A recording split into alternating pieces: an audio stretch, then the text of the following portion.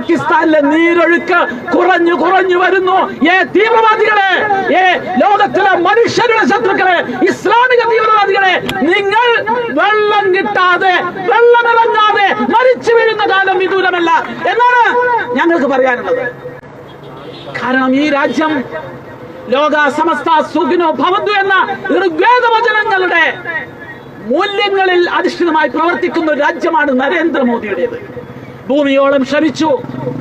എന്നാൽ ഏറ്റവും ഭയാനകമായി ഈ രാജ്യത്തെ മനുഷ്യരെ നിഷ്ഠുരമായി മതത്തിന് പേരിൽ കൊന്നൊടുക്കിയ ഈ തീവ്രവാദികൾക്കെതിരെ അതിശക്തമായ മറുപടി നൽകുമെന്നാണ് എനിക്ക് സന്ദർഭത്തിൽ പറയാനുള്ളത്.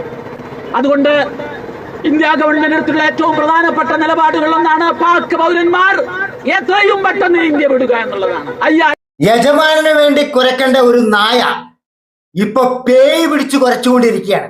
സംഘികളുടെ കയ്യിൽ നിന്ന് നക്കാപ്പിച്ച കിട്ടാൻ വേണ്ടി ഇങ്ങനെ മുസ്ലിം സമുദായത്തെ കുറ്റവും പറഞ്ഞുകൊണ്ട് നടക്കുമ്പോ തന്നോടൊക്കെ ലജ്ജയാണ് തോന്നുന്നത്. സത്യത്തിൽ നീ നല്ല ഉപ്പയ്ക്ക് ഉണ്ടായവൻ തന്നെ ആണോടാ? നാണമില്ലാടാ നാറി.